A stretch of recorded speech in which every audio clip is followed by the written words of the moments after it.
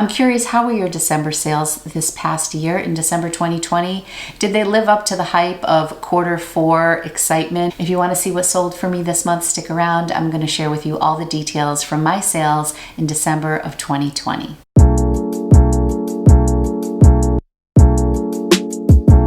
Hi friends, welcome back to Lori's Boston Found, where thrifted is the new black. I am so happy that you have joined me today for another What Sold video.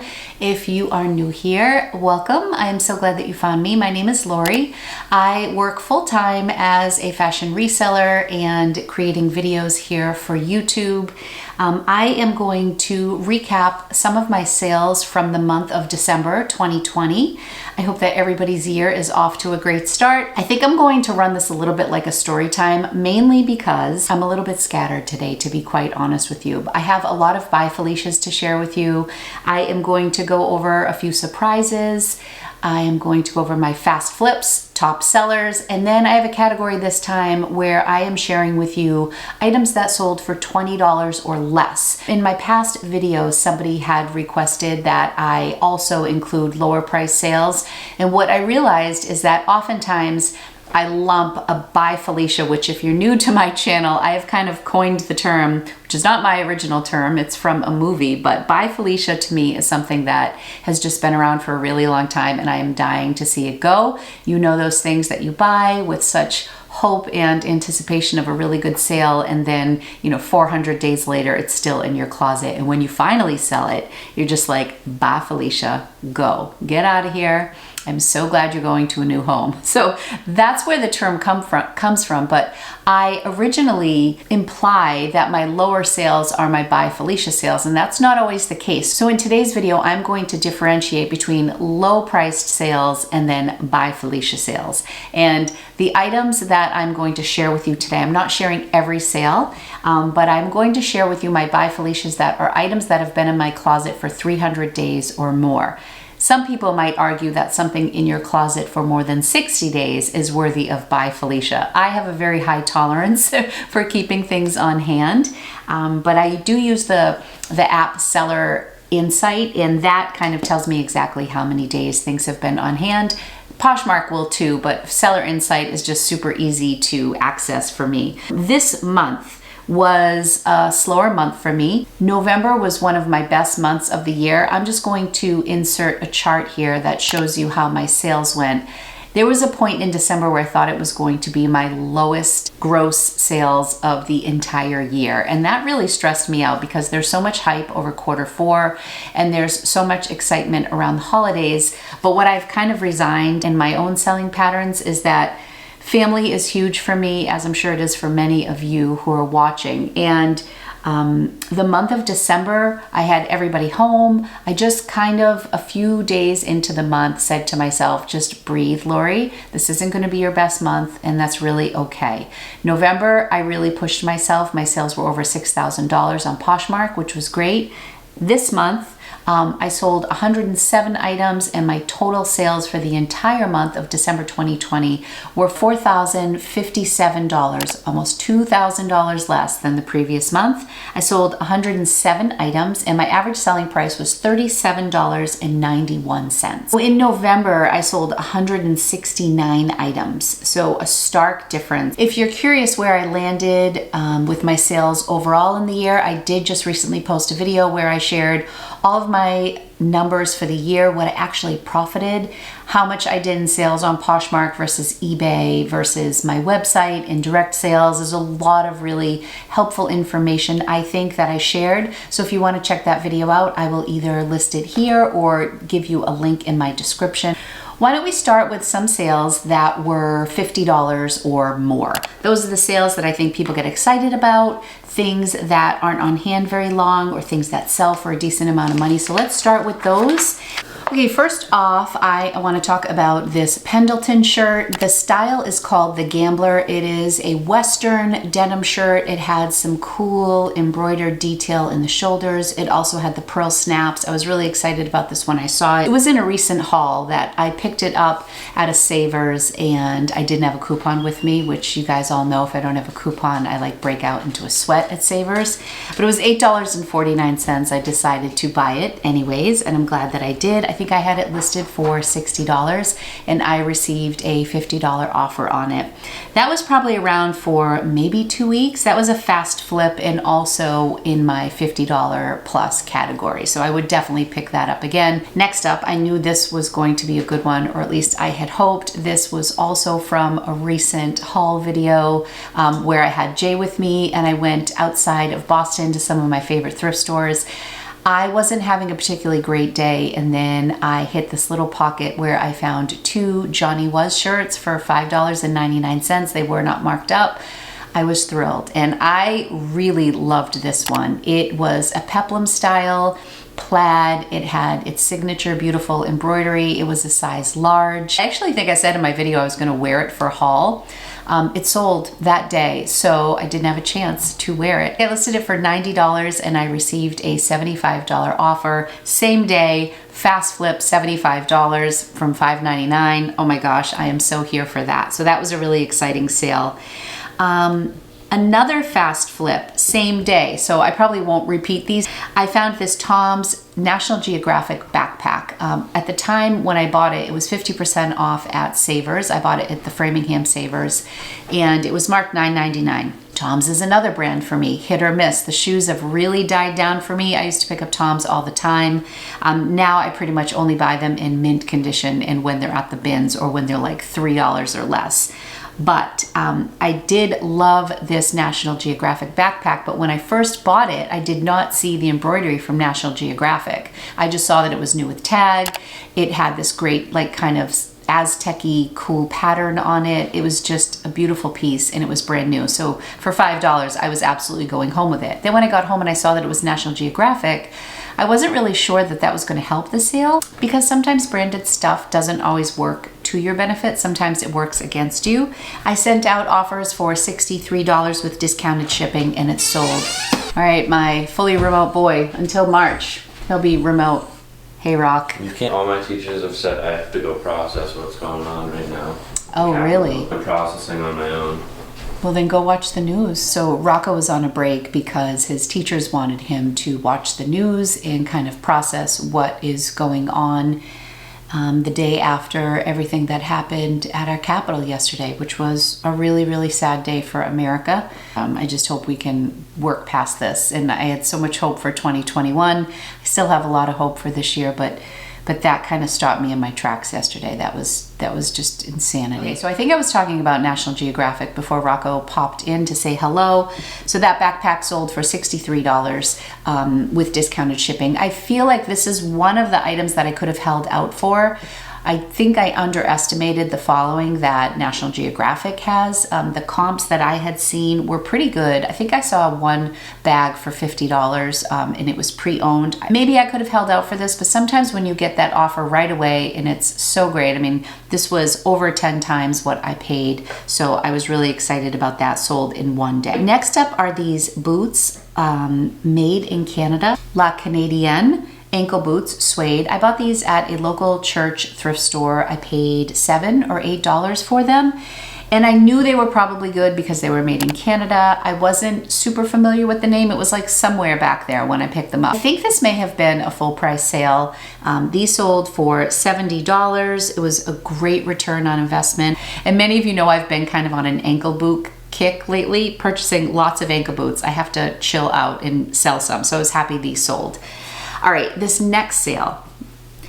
If you guys remember a few weeks back, I had found for a really good price some athletic wear, specifically running gear, from a local shop out of Boston, and the brand is called Tracksmith. And I was so excited. I found these 3 items that were like brand new at Savers. And I posted about it on my Instagram story and tagged the company. And I was like so excited, found this local brand, comps are great. Well, I was contacted by the owner of the company, and he wanted to know where I had gotten some of the merchandise because some of them were prototypes. And these shorts that I'm about to talk about were the ones in question that he was most concerned about. And I was feeling a little bit guilty. I feel like once it's at the thrift store, it's all fair game. I found them, I purchased them legally. It's within my rights to resell these items, but it was kind of wearing on my conscience. So I actually reached out to him after he had asked me how I acquired them, and I told him I bought them at a thrift store. I told him the location of the thrift store, and he said, you know, no one's in trouble, but 2 of those pieces haven't hit the market yet, so I'm very concerned about them. I don't know how they got there. So I actually reached back out to him and I said, I just want you to know that I am getting ready to list these items. I want to give you basically first dibs on them. If you would like to pay me market value for them, I would be happy to sell them back to you. And he responded that he would pay me what I paid for them at the thrift store so I wouldn't lose any money. And I just feel like he didn't say much more than that, but straight along I felt kind of a condescending tone. I just kind of shook my head like I was really trying to do the right thing. And I don't know, you guys can let me know in the comments, but when I reached out to him, I said market value. I didn't say what I paid. And I wasn't trying to like price gouge. And I, in my head, was thinking $40 or $50 would have been the right price because the shorts were the ones in particular he was concerned about. I never responded to him after that. I ended up listing them for $75 and they sold for $60 in about 2 weeks. I got 2 offers that were under $50 almost immediately. I held out and then I got a $60 offer, so I just sold them. I don't know if I learned a lesson there. I don't think I did. I really tried to do the right thing by reaching out. I don't know if he was just not a fan of me because I'm a reseller. That's fine. But anyways, that is what happened with those shorts. They did sell very fast. And while we're here, I also sold this tank top from the same company for $35. I think I paid $4 for the shorts and $3 for the shirt. I also bought a jacket from them. I have it listed for $100 and it's still listed. It hasn't sold yet. I got a $45 offer that I countered and then I didn't end up selling it. So still waiting on that. Great return on both of those pieces. I still think this brand is definitely a bolo and yeah. That was interesting. Okay, next up I sold this North Face high vent belted down jacket in army green. This had been listed for a while. I don't have specifically how long it had been listed for, but I think I had it listed for $125 and I took a $75 offer. It had been around for a while and I think I paid about $20 for this coat. So good, I would definitely buy it again. I definitely expected a little more out of this coat because it was different for North Face. I know it's not the puffer coat that's super popular right now, but I thought it was a really great piece. It still sold. It was still a great return. Next up were these Rag & Bone ankle boots that I was really excited sold. I purchased these from my friend Owen, who is the student who I bought a bunch of inventory off of. I paid $200 for like 25 to 30 pieces from Owen, and so these selling for $100 really helped me make some of my money back. And then just this week I sold a Burberry shirt for $60, so I'm very close to at least breaking even, and then everything else will be profit. Next up was this To Me travel bag that I sold for $95. I had this listed at $125, $150. I'm so sorry, I never have my initial prices ready for you, but I know I took an offer on this, and I also know that I paid $5 for this at a little shop in New Jersey when I was driving back from Pennsylvania with my husband after visiting my kids at State College. So this was a great flip. I think I probably could have sold it sooner for less. I did price it up high. I actually just sold this week as well another To Me bag for $100. That'll be in next month's video that I'll feature. But yay for To Me. Definitely pick it up if you see it. TUMI if you are unfamiliar. That was a great flip. The next item for Love and Lemons, this dress was a little bit of a disappointment. I was so thrilled when I found it. I listed it for $100, which now I'm seeing was very ambitious. And I finally relisted it think I dropped the price to maybe $75 or $80, and then it ended up selling for $50. I was very happy with this sale. It's a little bit of a buy, Felicia, but I can't complain because it was still $50. I only paid $4 for it at a rummage sale. I think I was a little bit greedy with that listing, but you just never know. Sometimes you list things and they sell right away for the high price, so you gotta go for it sometime. Definitely, if I pick up this brand again, it's always worthwhile to check out comps on a specific brand first, or style of a brand, and I think this had some pretty good comps at the time. I thought it might sell around Halloween because it was velvet and it's a little gothy looking, but anyways, it finally did sell, and I am happy with that. And then the big winner of the month, and if you just watched my recent haul, again, the one that I was with Jay outside of Boston, I know the owner of this store, and he always keeps some high ticket items behind the counter, and he had some pieces back there. And there was an UGG suede coat that he showed me, and he was willing to sell it to me for $70. It was priced at $100. And then if you buy a certain amount at the store, at the register, everybody gets like 5% off a $50 purchase, 10% off $100 purchase. So ultimately this UGG coat cost $63. I was hesitant. If you watch my video, I was kind of like, oh, I hope I make my money on this. UGG isn't what it used to be. I hope I don't sit on this. And it sold in a day. It sold in 20 minutes. I ended up listing it for $399. I was going to list it lower than that, but I couldn't find anything similar. And that is something to keep in mind. If you have a piece that you cannot find comps on, it is probably a good sign, meaning it's either rare or not necessarily that you can't find comps on, but that you can't find a current listing on. And comps, they're both important, but there was not much like this listed. So I ended up listing it for $399. I got a $200 offer immediately. I countered at $300.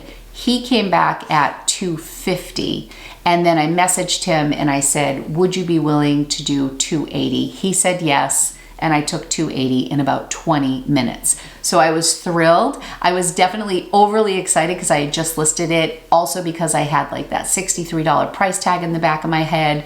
People were like freaking out in the comments. I had several people write, oh my gosh, I was worried you were gonna price this too low.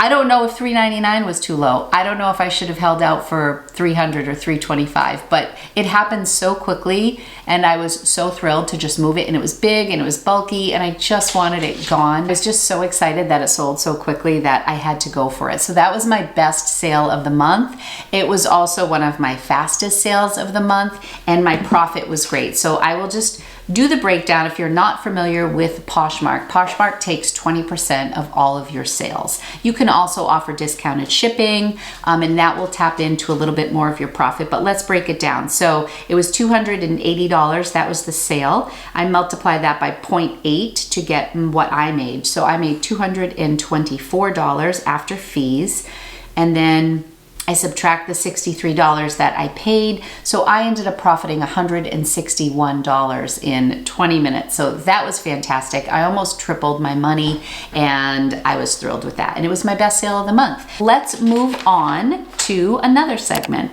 How about Buy Felicia? Let's talk about those items that have been around so long, and let's talk about whether or not I would buy them again. And I'm featuring not every Buy Felicia here, not every item that's been over 300 days, but that's my cutoff. But I also want to talk about some brands that are going to show up in Buy Felicia, and just talk a little bit about how maybe we need to manage our expectations with certain brands, or at least I'm managing my expectations going into 2021. This Patagonia, it's like a chenille pop over Patagonia jacket, sold in a bundle. I had it priced at $42, but it sold in a bundle, so it probably sold less 30%. And I had sold this once before to a viewer, and I said that it was a quarter zip and it was a full zip. So it was a return, so I took it back, relisted it. It's been around for 385 days.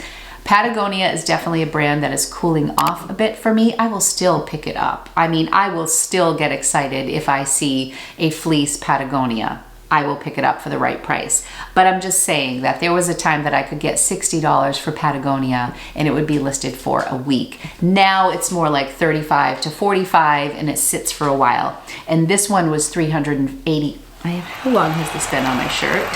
This one was 385 days after it had been relisted after a return. So say it with me. Bye, Felicia. I'm so glad that finally sold. I think this sold to a viewer too, so I hope she likes it. Now, I know that Anthropologie has so many brands. It's been around for a while. It's been so hyped up for so many years by the reseller community. It's not a surprise that it is totally saturated. This particular sweater is from the brand Left of Center. Super cute sweater. It sold for $27 in the end, only $27, and it sat for 329 days. So bye, Felicia, to that. I have not written off Anthropologie. I'm just super selective, as I think a lot of people have become, but there are still some fantastic pieces from Anthropologie that I would be excited to buy. I'm just staying away from, I guess, basic stuff, from older labels, just things that don't stand out because everything is so saturated. But I have a little bit of a notion that maybe because so many people are now abandoning Anthropologie, that maybe we'll see a little bit of a boost in, possibly next year or something. Who knows? I think Madewell is another brand that people are getting very selective with. So you do you and just look at your own numbers, because for me, when I looked at 2020, Lucky brand was still one of my best-selling brands, and I know a lot of people just don't pick up Lucky anymore. So definitely look at your own numbers and definitely pick up what inspires you. I like Lucky brand. I like Free People. I love the boho vibe. I will probably continue to pick up the right pieces from those brands. After all that was said and done, that Anthropologie piece was in fact a buy, Felicia. This is a good one too. This Lululemon multicolored tank ended up selling for $25, but guess how many days it was listed? I'm almost embarrassed. It was listed for 519 days. What the hell? Okay, buy, Felicia, to that tank top and get a grip, Lori. Sometimes with certain brands, you have to let go of like what you think it should sell for, and you have to look at what the market value is. And tank tops from Lululemon don't always sell for a lot of money. I would still pick up a Lululemon tank top, but again, it's more about managing expectations. I would probably list it at about $25 or $30, and I wouldn't spend more than $5 on it. And I would also look at the style and how old it is and the condition and all that important stuff. But it's interesting that I have Patagonia, Anthropologie, and Lululemon in my Buy Felicia pile this month. So thought it was worth mentioning. And while we're here, I'm gonna talk about these SoulCycle leggings that I remember being so excited to find, because I've had like Peloton branded stuff just sell so fast for me. And when I found the SoulCycle, Lucky needs to go out, my bubs. And the SoulCycle pants were a collaboration with Therese, and that brand I've had a lot of success with too, although recently I've had some pieces just sit for a very long time. But there was this little stretch of time where I sold like 2 or 3 Therese leggings, and I was really jazzed up about the brand. So I was really holding out for these. It took 419 days to sell them, and I think I ended up selling them at about 50% off. They sold for $30. I only paid $3.99 for these, so it was still a good return, but 419 days. Another reason why I'm really focusing on shifting a lot of my stuff over to eBay this year, not shifting, I'm not moving it from Poshmark, but I'm just listing more on eBay, because when I think of these things that took 519 days to sell and that I shared them like 2 or 3 times a day for 519 days, it's just crazy to me. So anyway, what else do I have? Oh, and this one's really funny too. And this will be my last Buy Felicia, because this is gonna be a long video. This bohemian skirt I had for 496 days. I'm pretty sure I got this at the bins, so no biggie. But it only ended up selling for $18. I took a low offer. I think I had sent out offers for like 24 and somebody countered at 18, and I was like, please just take this.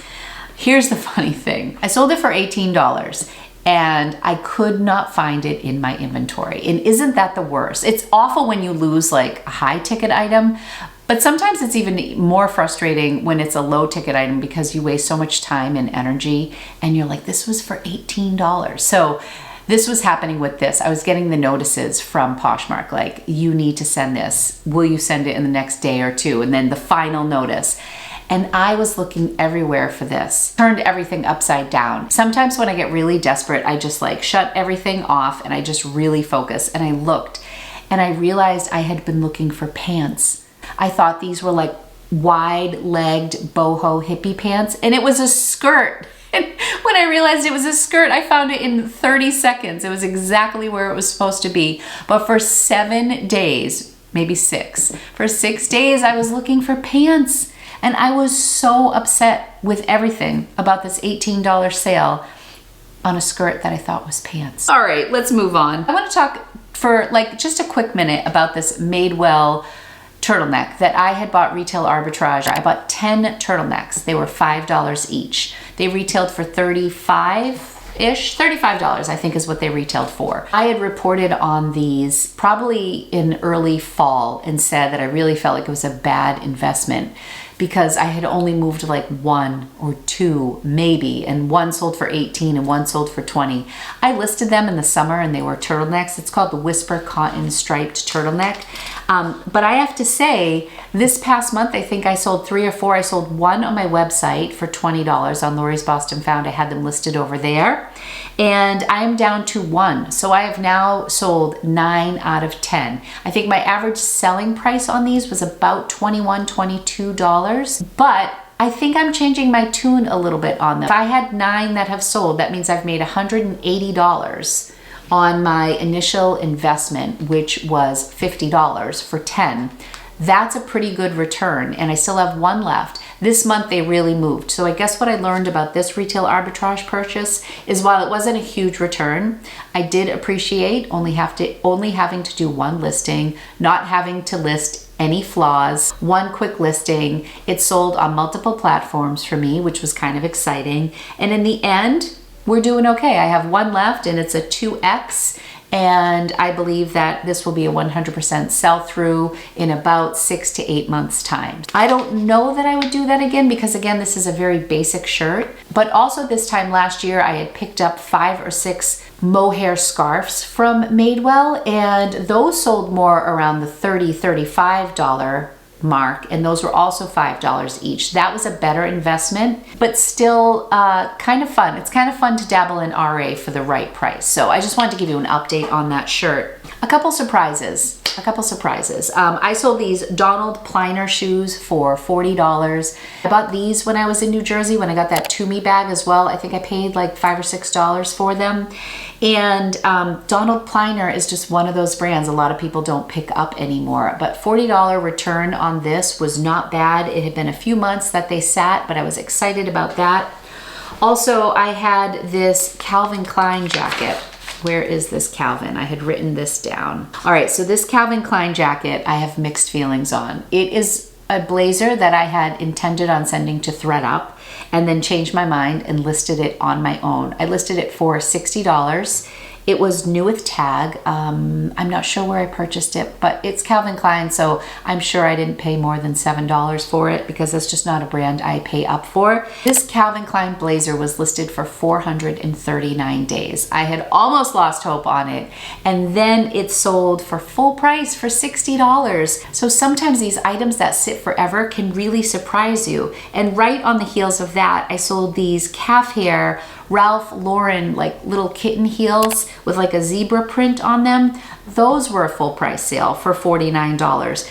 Those were in my closet for 416 days. So these are the ones that get me because even though they're a by Felicia, by how long they stayed in my closet, both of these sales were full price. And I'm sure I didn't pay much for either one of them because neither one of these things I would have paid up for.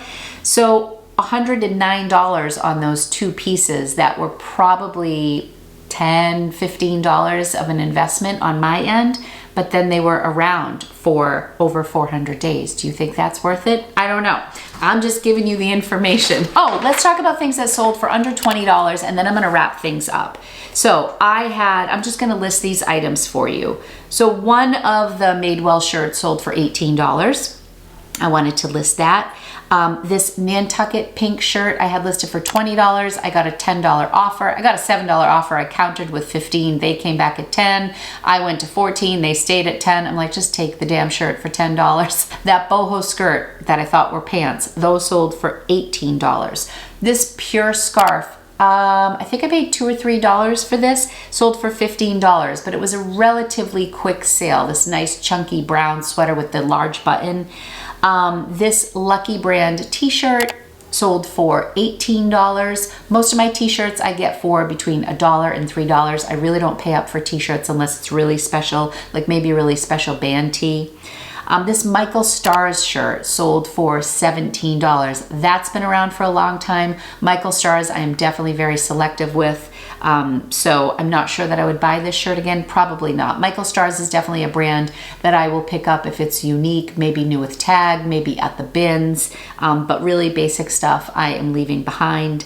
Some of those were by Felcias, but some of them weren't. But I did want to share with you that I do definitely sell a fair amount of things under $20. It's not what my target is, but that is the reality of stuff.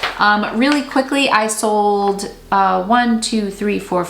7 bundles, and those 7 bundles totaled 20 items. And the sale price overall on those 7 bundles was $561, and my average selling price per item on my bundles was $28.05, so almost $10 less than my average selling price of items that are sold individually. And I sold 2 Title IX items this month. I always talk about Title IX. Every time I find it, I pick it up, and it's always good for like 30 bucks. And I sold 2 pieces this month. One was $31, and one was $35, so that stayed right in line. I guess that's it. I didn't do a formal section for fast flips, but I gave you an idea of some of the things that sold quickly. So overall, given that it was a holiday month, my family was home, we were still in the middle of the pandemic, I am not sad about the $4,000. January is off to a meh start for me. Kind of slower than I had hoped. But I am working on cross-posting everything to eBay. If you want to follow me on that challenge, I'm using Vendoo. If you've considered using a cross-posting service, I highly recommend Vendoo. I am partnering with them for the next couple of months, and I'm excited to share my results with you. I am cross-posting 12 items a day for 21 days in 2021, and then I'm going to have a video that shares my results with you. So definitely stay tuned for that. And if you're new to my channel, I mentioned this in other videos. At the end of this month, I will be thrifting through New England. I'm going to have a series on that I'm very excited for. So lots of great things coming to my channel. Thank you so much for tuning in today. I hope that everybody has started the year with some great sales or some great plans set in place for 2021. What do you want your business to look like this year? Share in the comments with me your hopes for 2021. That's all. Thank you guys so much for supporting my channel. Be sure to like this video if you had a good time. Consider subscribing if you want to be part of my community, and I'll be back soon with a new video. I love you guys. Bye everyone.